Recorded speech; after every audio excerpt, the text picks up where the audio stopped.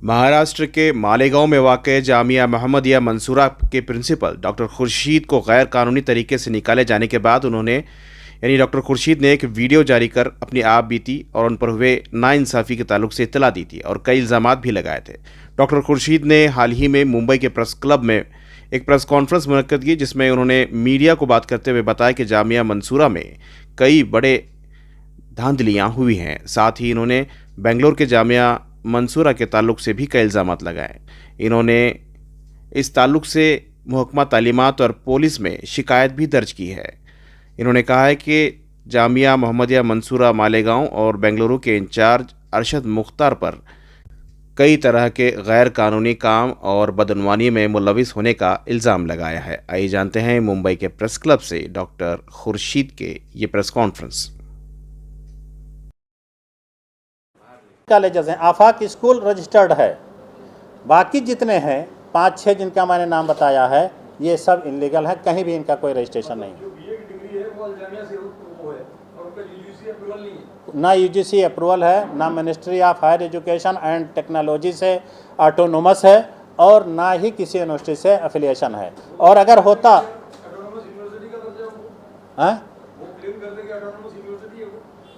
कैसे क्लेम कर देंगे? उनको सर्टिफिकेट मिल गया है ऑटोनोमस का, अपनी तरफ से इशू कर रहे हैं, इसीलिए तो कह रहा हूँ इलीगल है। ये लिखा हुआ बीए का सर्टिफिकेट आप देख सकते हैं कि इसमें कुछ है गवर्नमेंट का।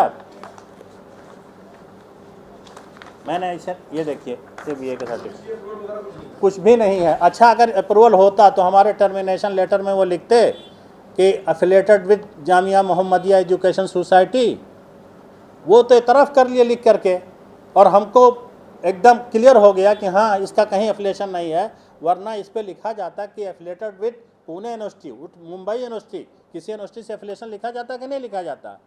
लेकिन अब सोसाइटी एफिलेट करने लगी है, ये सबसे बड़ा मामला है। हमने कंप्लेंट कहाँ नहीं किया है, हमने एडिशनल एसपी के यहाँ मालेगांव में कंप्लेंट किया है, हमने एडिशनल कलेक्टर के यहाँ किया है, हमने डीएम के यहाँ किया है, हमने डीईओ जो एजुकेशन के होते हैं एजुकेशन ऑफिसर वहाँ नासिक में कंप्लेंट किया है, हमने मिनिस्ट्री ऑफ एजुकेशन में मिनिस्टर को कंप्लेंट किया है, हमने चीफ सेक्रेटरी को कंप्लेंट किया है और additional chief secretary of education को हमने खुद अपने हाथ से ले जाके मंत्रालय में दिया है कंप्लेंट, और अभी चीफ मिनिस्टर को किया है और होम मिनिस्टर को किया है, यूजीसी को किया है, सबको हमने कंप्लेन किया। लेकिन बड़ा मसला है भाई, कंप्लेन तो छोड़िए, मैंने सिर्फ क्वार्टर खाली करने के लिए अपने एडिशनल डीएम से रिक्वेस्ट किया कि हमको कुछ मोहलत दिला दीजिए कि हम क्वार्टर खाली करने में, हमारी फैमिली हमारे साथ रहती है, बच्चे रहते हैं, बच्चे इन्हीं के स्कूल में पढ़ रहे हैं, हमने उनकी फीस सबमिट कर दी है, उनकी बुक्स ले ली है, उनका यूनिफॉर्म ले लिया है, 1 महीना पढ़ाई का हो गया है और ये मुझसे कह रहे नहीं फ़ौरन खाली करो। मैं कैसे कर दूंगा, कहाँ उठा के लेके चला जाऊँगा पूरा घर? तो हाँ, वही तो रीज़न, मैंने जब रीज़न पूछा, लेटर लिखा इनको, इन्होंने कोई जवाब नहीं दिया। फिर मैंने रिमाइंडर लिखा, हफ्ते भर के बाद मैंने रिमाइंडर भेजा, उसका भी कोई जवाब नहीं आया। कहाँ से आता जवाब? मामला ये है कि चूँकि मैं इलीगल चीज़ों के ख़िलाफ़ आवाज़ उठा रहा हूँ, अब इसको वो पॉइंट आउट कैसे करें? पॉइंट आउट करें या कुछ कहें तो जाहिर बात है कि खुद ही फंसेंगे। तो कहीं से, और जितने भी हमने अभी तक कंप्लेंट किए इसका जवाब नहीं आया है, अभी इंक्वायरी बाकायदा नहीं शुरू हुई है, इसीलिए हमको ये प्रेस कॉन्फ्रेंस करना पड़ रहा है ताकि हम अपने इसको मैसेज को कहाँ ले जाएं, पब्लिक में ले जाएं, मीडिया में ले जाएं और ढंग से इसका इन्वेस्टिगेशन हो। 17 हमने ईमेल्स किए हैं लोगों को, और शायद कोई डिपार्टमेंट हो जो एजुकेशन से या होम मिनिस्ट्री से मुताल्लिक हो जहां हमने कंप्लेंट ना किया हो। सब का डॉक्यूमेंट्स हमारे पास मौजूद हैं, हमने बाकायदा कंप्लेंट किया है और अब तो हम कंप्लेंट बाकायदा सारे डॉक्यूमेंट्स के साथ कर रहे हैं। ये देखिए,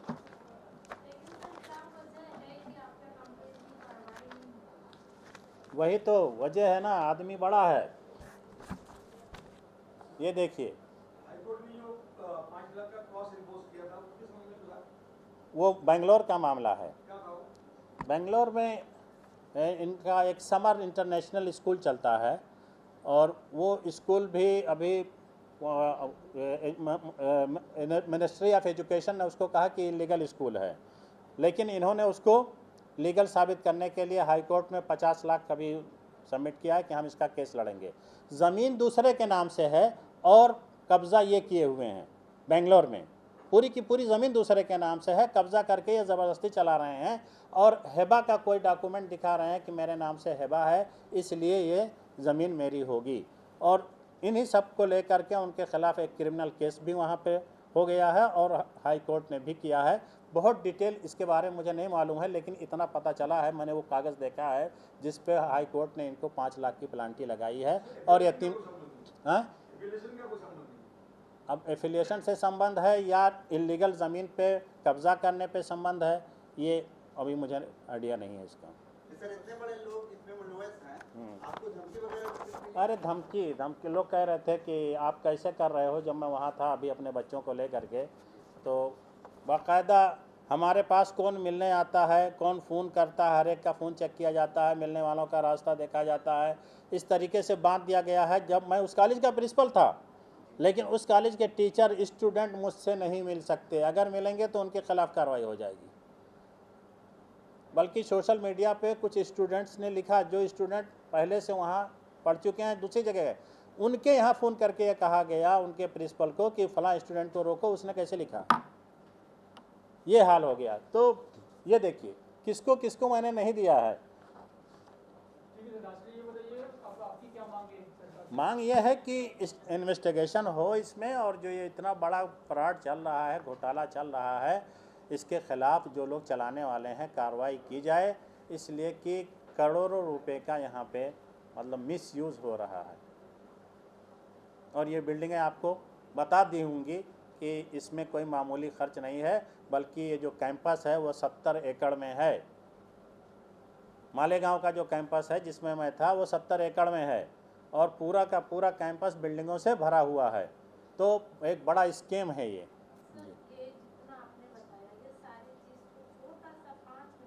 मंसूरा के अंदर एक कॉलेज है, college of Arabic language and Islamic studies. मैं उसका प्रिंसिपल था, लेकिन जब डिग्री देने की बात आती है तो एक मीटिंग होती है college of Malegaon city college के प्रिंसिपल के साथ, जिसमें हमको ये पता चलता है कि ये कॉलेज ना तो यूजीसी से अप्रूव्ड है, ना ही ministry of education and higher education और टेक्नोलॉजी से ये ऑटोनोमस है, और ना ही किसी यूनिवर्सिटी से इसका एफिलिएशन है। तो हर साल इस कॉलेज में 200 बच्चे एडमिशन लेते हैं, पास आउट होते हैं, उनको बीए की certificate of bachelor in arts दी जाती है।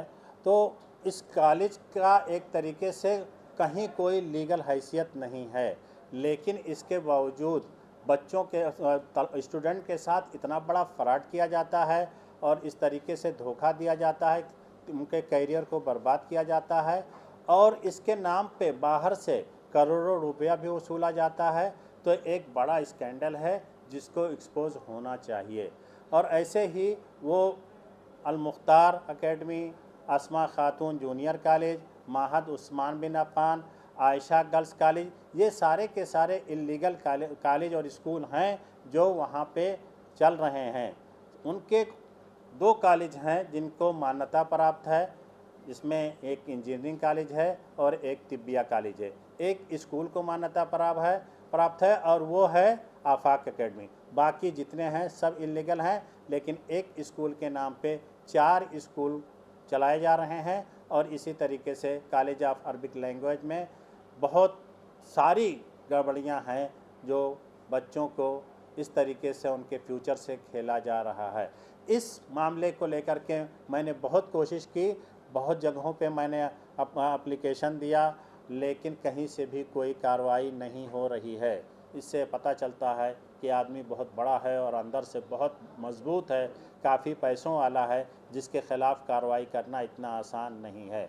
मुझे भी काफ़ी तंग करने की कोशिश की गई, लेकिन अल्हम्दुलिल्लाह मैं हिम्मत नहीं हारा और आज मैं मीडिया के सामने और लोगों के सामने इस बात को रखता हूँ कि इस बड़े फ्रॉड और घोटाले का पर्दाफाश किया जाए और जो इसके चलाने वाले हैं उनको सज़ा दी जाए, ताकि कोई आइंदा इस तरह की हरकत ना करे। हमारे मुल्क के लीगल और इलीगल में फ़र्क हो और जो इलीगल एक्टिविटी करे उसके ख़िलाफ़ कार्रवाई की जाए। सरकार से ये मांग है कि सरकार इतने बड़े पैमाने पर 2017 से डिग्री अलॉट की जा रही है, वो भी बीए की डिग्री, तो ये अब तक डार्क क्यों है, क्यों नहीं अभी तक आया? क्या कोई एजेंसी, चाहे वो हमारा एजुकेशन डिपार्टमेंट हो या होम अफेयर्स हो या कोई भी जो रिलेटेड हो इससे, यानी हमारे डीएम भी हो सकते हैं, इन्होंने अभी तक क्यों छोड़ रखा है कॉलेज को कि वो इस तरह की हरकत करे, या कॉलेज के या वहाँ के ज़िम्मेदारों को, वहाँ के इंतज़ामिया को जल्द से जल्द इस पर कार्रवाई हो ताकि जो स्टूडेंट हैं उनका कैरियर ना ख़राब हो और फेक डिग्री ना इशू की जाए। ये हमारा मुतालबा है। हमने बहुत जगहों पर अप्लाई किया लेकिन जवाब नहीं मिला है, इसलिए मैं मीडिया के सामने आया हूं और सरकार से ये मेरा मुतालबा है कि इस घोटाले को आम किया जाए और इसका पर्दा फाश करके जो दोषी हैं उनको सज़ा दिलवाई जाए।